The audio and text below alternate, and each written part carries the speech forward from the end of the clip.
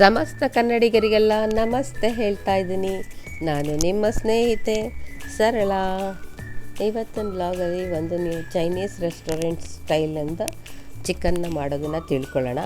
ಇದು ತುಂಬಾ ಟೇಸ್ಟಿಯಾಗಿರುತ್ತೆ ಮತ್ತು ನೀವು ಹೋಟ್ಲಲ್ಲಿ ಹೆಂಗೆ ತಿಂದಿರ್ತೀರೋ ಹಾಗೇ ಮಾಡ್ಬೋದು, ಅದೇ ಥರ ಟೇಸ್ಟ್ ನಿಮಗೆ ಸಿಗುತ್ತೆ. ಹಾಗಾಗಿ ನಾನು ಇದನ್ನು ಸ್ಟಾರ್ಟ್ ಮಾಡ್ತಾಯಿದ್ದೀನಿ. ಇದನ್ನು ಸ್ಟಾರ್ಟ್ ಮಾಡೋದಕ್ಕೆ ನಾನು ಒಂದು 3 ಈರುಳ್ಳಿನ ಹೆಚ್ಕೊಂಡು ಇಟ್ಕೊಂಡಿದ್ದೀನಿ. ಹಾಗೆ 3 ಟೊಮೆಟೊನೂ ಕೂಡ ಹೆಚ್ಕೊಂಡು ಇಟ್ಕೊಂಡಿದ್ದೀನಿ. ನೋಡಿ, ನಾನು ಒಂದು 30 ml ಅಷ್ಟು ಎಣ್ಣೆನ ಹಾಕ್ಕೊತಾ ಇದ್ದೀನಿ, ಕೊಬ್ಬರಿ ಎಣ್ಣೆನ. ಇದು ಎಣ್ಣೆ ಕಾದ್ಮೇಲೆ ಒಂದೇ ಒಂದು ಮೆಣಸಿನ್ಕಾಯಿನ ಸೀಳ್ಬಿಟ್ಟು ಹಾಕ್ಕೊಂಡಿದ್ದೀನಿ. ಇದು ಟೇಸ್ಟ್ಗಷ್ಟೇ.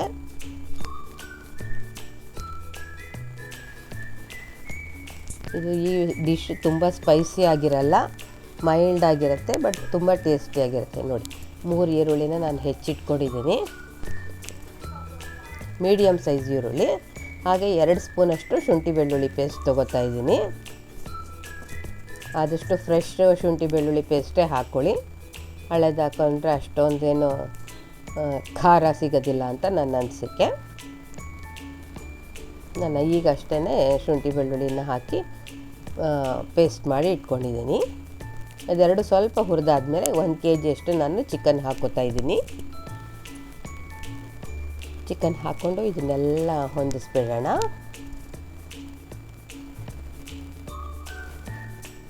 ನಾನು ಪಾತ್ರೆ ತುಂಬ ಚಿಕ್ಕದು ಇಟ್ಕೊಂಡ್ಬಿಟ್ಟಿದ್ದೀನಿ ಅನ್ನಿಸ್ತಾ ಇದೆ.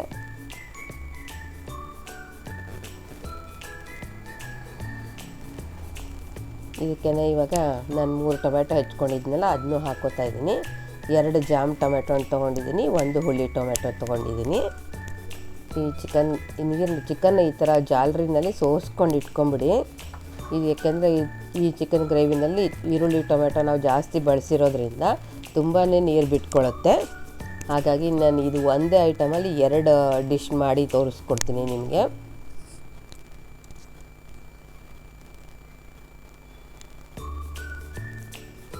ಈಗ ಒಂದು 2 ಸಣ್ಣ ಟೀ ಸ್ಪೂನಷ್ಟು ಅರಿಶಿನ ಹಾಕ್ಕೊಳ್ಳೋಣ. ಯಾವುದೇ ನಾನ್ ವೆಜ್ ರೆಸಿಪಿಗೂ ಅರಿಶಿನ ಇಂಪಾರ್ಟೆಂಟ್ ಅಲ್ವಾ, ಹಾಗಾಗಿ ಅರಿಶಿನ ಹಾಕ್ತಾಯಿದ್ದೀನಿ.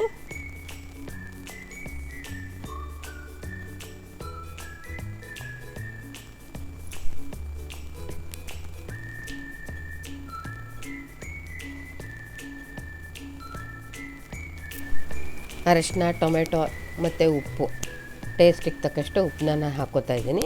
ಇದೆಲ್ಲ ಒಂಚೂರು ಹೊಂದಿಸ್ಕೊಂಬೋಣ. ಇವಾಗ ನಾನು ಹೊಂದ್ಸ್ಕೊಂಡಾದ್ಮೇಲೆ ಬೇರೆ ಪಾತ್ರೆಗೆ ಶಿಫ್ಟ್ ಮಾಡ್ಕೊತಾ ಇದ್ದೀನಿ.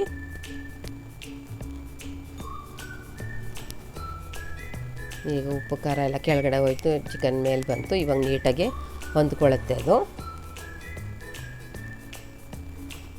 ಇವಾಗ ನಾವು ರುಚಿಗೆ ತಕ್ಕಷ್ಟು ಅಚ್ಕಾರದ ಪುಡಿ, ಅಂದರೆ ನಾನು 1-1.5 ಸ್ಪೂನಷ್ಟು ಅಚ್ಕಾರದ ಪುಡಿ ಹಾಕ್ಕೋತಾ ಇದ್ದೀನಿ. ಮತ್ತು 1 ಸ್ಪೂನಷ್ಟು ಧನಿಯಾ ಪೌಡ್ರೂ ಹಾಕ್ಕೋತೀನಿ.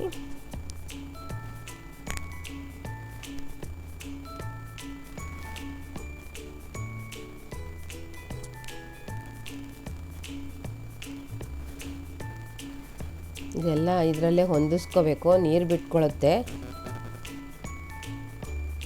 ಮತ್ತು ಚಿಕನ್ನ ದಪ್ಪ ಕಟ್ ಮಾಡಿರಬಾರ್ದು, ಒಂದು ಮೀಡಿಯಮ್ ಸೈಜಷ್ಟು ಕಟ್ ಮಾಡಿಕೊಂಡ್ರೆ ಸಾಕು.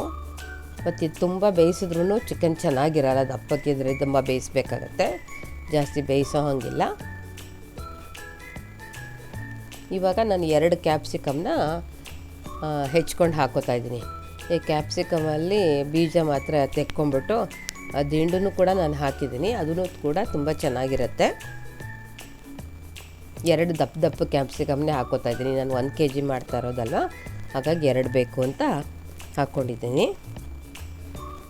ಇದನ್ನು ಒಂದು ಸ್ವಲ್ಪ ಮುಚ್ಕೊಂಡು ಬೇಯಿಸ್ಕೊಳ್ಳೋಣ. ಈಗ ನಾನು ಇದರಲ್ಲಿರೋ ನೀರು ಜಾಸ್ತಿ ಬಿಟ್ಕೊಂಡಿತ್ತಲ್ಲ ಅದನ್ನೆಲ್ಲ ತೆಗೆದಿದ್ದೀನಿ. ಒಂದು 3 ಸೌಟಷ್ಟು ನಾನು ರಸನ ತೆಕ್ಕೊಂಬಿಟ್ಟಿದ್ದೀನಿ. ಇಲ್ಲಾಂದರೆ ಅದೆಲ್ಲ ನೀರು ಸುಂಡೋ ತನಕ ಚಿಕನ್ ಸಿಕ್ಕಾಪಟ್ಟೆ ಬೆಂದೋಗ್ಬಿಡತ್ತೆ. ನೋಡಿ ಹೇಗೆ ತೆಕ್ಕೊಂಡೆ ಅಂತ ತೋರಿಸ್ತಾ ಇದ್ದೀನಿ. ಈ ಥರ ಒಂದು 3 ಸೌಟಷ್ಟು ತೆಕ್ಕೊಂಡಿದ್ದೀನಿ. ಇದರಲ್ಲಿ ನಾವು ಇನ್ನೊಂದು ಸಪ್ರೇಟ್ ಡಿಶ್ ಮಾಡಿಬಿಡೋಣ. ಈ ಬಾಣಲೆಗೆ 1 ಲೋಟ ನೀರು ಸೇರಿಸ್ಕೊತಾ ಇದ್ದೀನಿ. ಆ ಕಡೆ ಇಟ್ಕೊಂಡಿದ್ದೀನಿ ನೋಡಿ.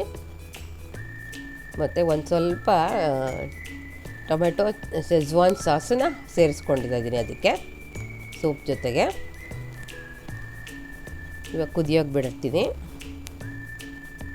ಮತ್ತು ಸ್ವಲ್ಪ 1 ಸ್ಪೂನಷ್ಟು ಸೋಯಾ ಸಾಸನ್ನು ಸೇರಿಸ್ಕೊತಾ ಇದ್ದೀನಿ. ಈ ಕಡೆ ಚಿಕನ್ ಬೇಯ್ತಾ ಇದೆ, ಆ ಕಡೆ ಸೂಪ್ ರೆಡಿ ಆಗ್ತಾ ಇದೆ.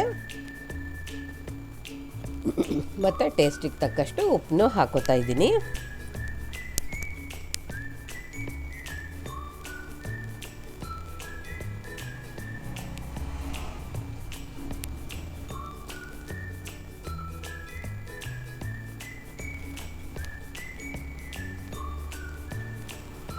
ಇವಾಗ ಇದಕ್ಕೆ 1 ಸ್ಪೂನಷ್ಟು ಕಾರ್ನ್ಫ್ಲೋರ್ನ ತೊಗೊಂಡು ನೀರಲ್ಲಿ ಕದಡಿಕೊಂಡು ಸೇರಿಸ್ಕೊತಾ ಇದ್ದೀನಿ.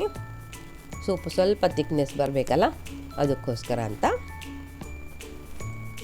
ಬೇಕಾದರೆ ಸಣ್ಣ ಮಕ್ಕಳಿಗೆ ಊಟಕ್ಕೂ ಇದನ್ನೇ ಹಾಕ್ಕೊಟ್ಬಿಡ್ಬೋದು, ಅಷ್ಟು ಟೇಸ್ಟ್ ಚೆನ್ನಾಗಿರುತ್ತೆ. ತುಂಬ ಸ್ಪೈಸಿ ಖಾರ ಏನಿರಲ್ಲ, ನಮಗೆ ಕುಡಿಯೋಕ್ಕೆ ಚೆನ್ನಾಗಿ ಅನಿಸುತ್ತೆ, ರಸಮ್ ಥರ ಅಂದ್ಕೋಬೋದು.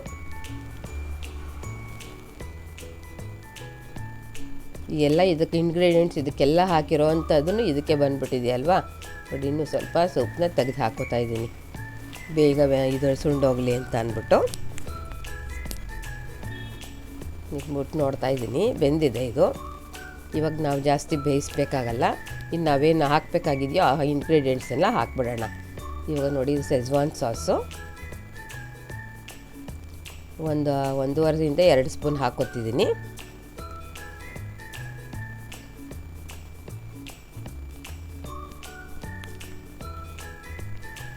ಮತ್ತು 1 ಸ್ಪೂನಷ್ಟು ಸೋಯಾ ಸಾಸನ್ನ ಸೇರಿಸ್ಕೊತಾ ಇದ್ದೀನಿ.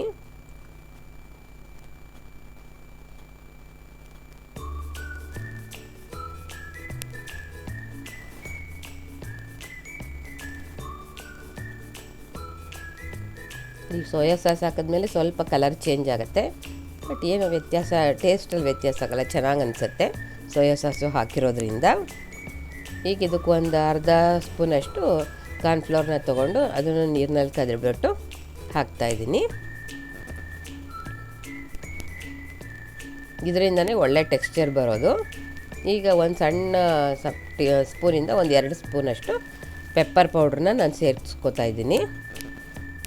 ಇದು ಸ್ವಲ್ಪ ಶಾರ್ಪು, ನಾವೇನು ಇದರಲ್ಲಿ ಗರಂ ಮಸಾಲ ಪೌಡ್ರೆಲ್ಲ ಹಾಕಿಲ್ಲ, ಹಾಗಾಗಿ ಒಂದು ಚಿಟಿಕೆಯಷ್ಟು 2 ಚಿಟಿಕೆಯಷ್ಟು ಪೆಪ್ಪರ್ ಪೌಡ್ರನ್ನ ಸೇರಿಸ್ಕೊಂಡಿದ್ದೀನಿ. ಈಗಲೆಲ್ಲ ಆಯಿತು. ಲಾಸ್ಟಿಗೆ ಒಂದು ಚಿಟಿಕೆಯಷ್ಟು ನಾನು ಸಕ್ಕರೆನೂ ಸೇರಿಸ್ಕೊಂಡಿದ್ದೀನಿ. ನಿಮಗೆ ಕಾಣಿಸ್ತಾ ಇಲ್ಲ, ಅದು ನನ್ನ ವಿಡಿಯೋ ಸ್ಕಿಪ್ ಆಗಿದೆ. ಈಗ ನಾನು ಕೊತ್ತಂಬರಿ ಸೊಪ್ಪಿಂದ ಡೆಕೋರೇಷನ್ ಮಾಡ್ತಾಯಿದ್ದೀನಿ. ಬೇಕಾದರೆ ನೀವು ಈರುಳ್ಳಿ ಹೂವಿನ ಕೋವು ಬರುತ್ತಲ್ಲ, ಈರುಳ್ಳಿ ಕೋವು, ಅದರಿಂದ ಡೆಕೋರೇಷನ್ ಮಾಡಿದ್ರೆ ಇನ್ನೂ ಚೆನ್ನಾಗಿ ಅನಿಸುತ್ತೆ. ಈಗ ಚಿಕನ್ ಫ್ರೈ ರೆಡಿಯಾಗಿದೆ. ಈಗ ಇದು ಸೂಪ್ನ ಒಂಚೂರು ನೋಡ್ಬಿಡೋಣ. ಇದನ್ನು ನಮ್ಗೆ ತಿಕ್ನೆಸ್ ಎಷ್ಟು ಬೇಕು ಅಂತ ನೋಡ್ಕೊಂಡಿದ್ದೀವಿ. ಇದಕ್ಕೂ ನಾವೆಲ್ಲ ಹಾಕಬೇಕಾಗಿದ್ದೆಲ್ಲ ಹಾಕಾಗಿದೆ. ಟೇಸ್ಟ್ ನೋಡಿಕೊಂಡು ಕೊತ್ತಂಬರಿ ಸೊಪ್ಪಿನಿಂದ ನಾವು ಅಲಂಕಾರ ಮಾಡಿಬಿಡೋಣ. ಈಗ ನೋಡಿ, ನಮ್ಮ ಸೂಪು ರೆಡಿ ಆಯಿತು. ಅದರ ತಿಕ್ನೆಸ್ ಎಷ್ಟು ಬೇಕು ಅಂತ ನಾವು ಬೇಕಾದರೆ ಇನ್ನು ಸ್ವಲ್ಪ ನೀರು ಹಾಕ್ಕೊಂಡು ಹೊಂದಿಸ್ಕೋಬೋದಾಗಿತ್ತು. ನಾನು ಹೊಂದಿಸ್ಕೊಂಡಿದ್ದೀನಿ. ಈ ಚಿಕನ್ಗೂ ಹೇಳಿದ್ನಲ್ಲ, 1 ಪಿಂಚಷ್ಟು ಸಕ್ಕರೆ ಹಾಕಿದ್ದೀನಿ ಅಂತ, ಹಾಕಿ ರೆಡಿಯಾಗಿದೆ. ಟೇಸ್ಟ್ ಇವಾಗ ಸಕ್ಕರೆ ಹಾಕಿದ್ಮೇಲೆ ಒಂಥರ ಚೈನೀಸ್ ಥರ ಎನ್ಹಾನ್ಸ್ ಆಗುತ್ತೆ ಟೇಸ್ಟು. ಈ ವಿಡಿಯೋ ನಿಮ್ಗೆ ಇಷ್ಟ ಆಯಿತು ಅಂದರೆ ಒಂದು ಲೈಕ್ ಕೊಡಿ. ಹೊಸಬರಾಗಿದ್ದರೆ ಸರಳ ಸಂಡೇ ಸ್ಪೆಷಲ್ ಚಾನಲ್ನ ಸಬ್ಸ್ಕ್ರೈಬ್ ಮಾಡ್ಕೊಳ್ಳಿ. Thank you for watching. ನಿಮ್ಮ ಫ್ರೆಂಡ್ಸ್ಗೂ ಕೂಡ ಶೇರ್ ಮಾಡಿ, ಲೈಕ್ ಮಾಡಿ, ಕಾಮೆಂಟ್ ಮಾಡಿ. ಬಾಯ್.